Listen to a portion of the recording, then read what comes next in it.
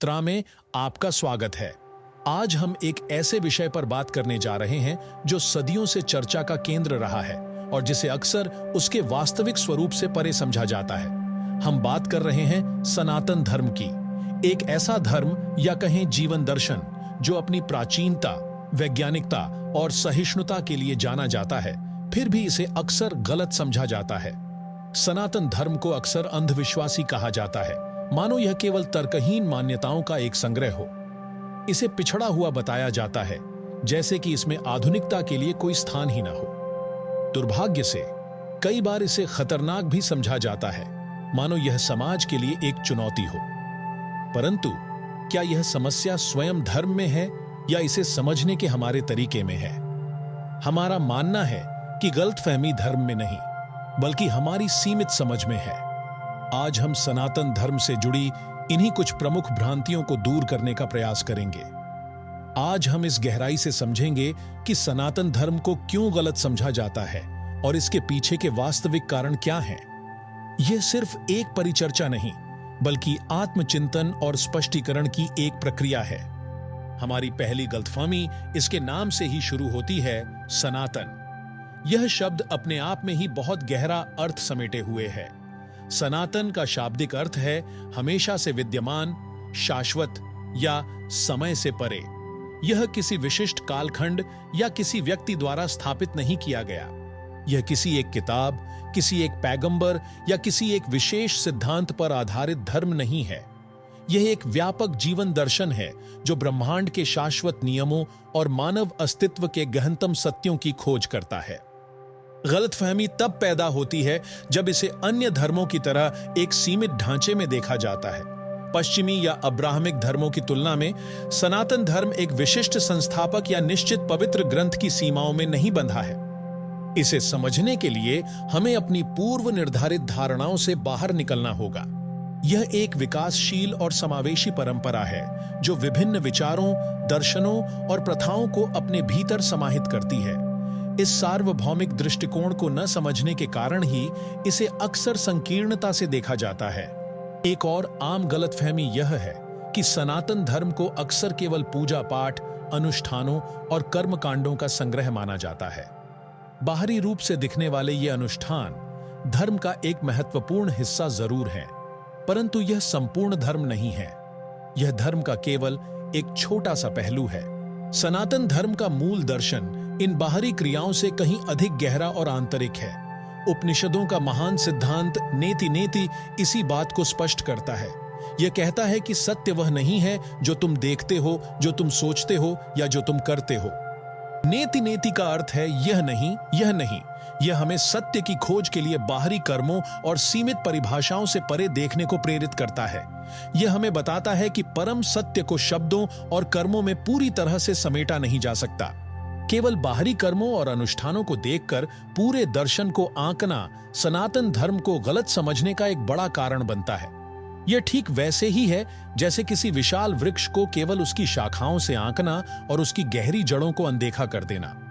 यह दर्शन व्यक्तिगत अनुभव, आंतरिक ज्ञान और आत्म साक्षात्कार पर अधिक बल देता है, न कि केवल नियमों और प्रथाओं के अंधानुकरण पर।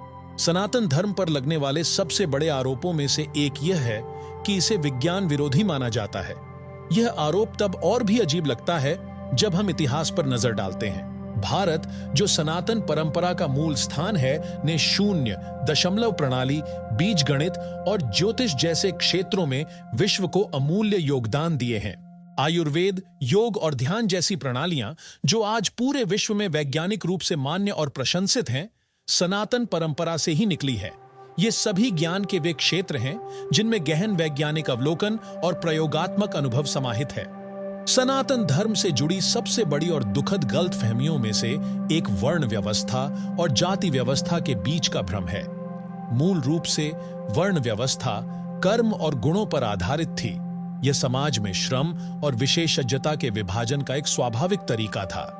वर्ण का अर्थ था गुण, कर्म और स्वभाव के आधार पर व्यक्ति का वर्गीकरण, न कि जन्म के आधार पर। इसका उद्देश्य समाज में संतुलन और व्यवस्था बनाए रखना था, जहां हर व्यक्ति अपनी क्षमताओं के अनुसार योगदान दे सके।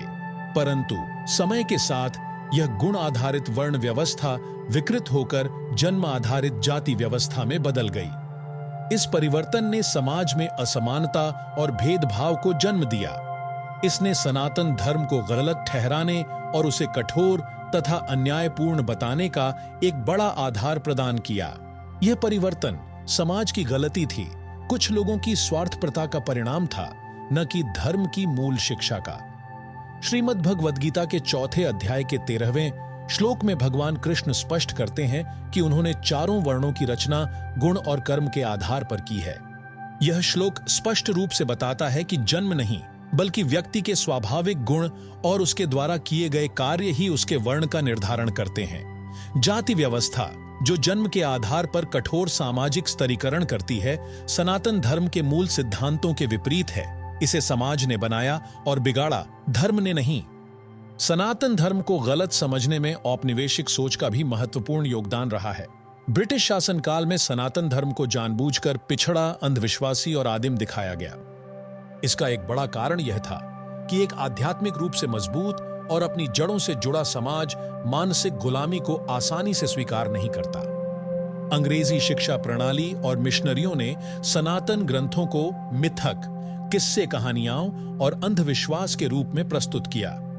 उनका लक्ष्य भारतीय समाज को अपनी परंपराओं से विमुख कर ईसाई धर्म और पश्चिमी संस्कृति को श्रेष्ठ साबित करना था।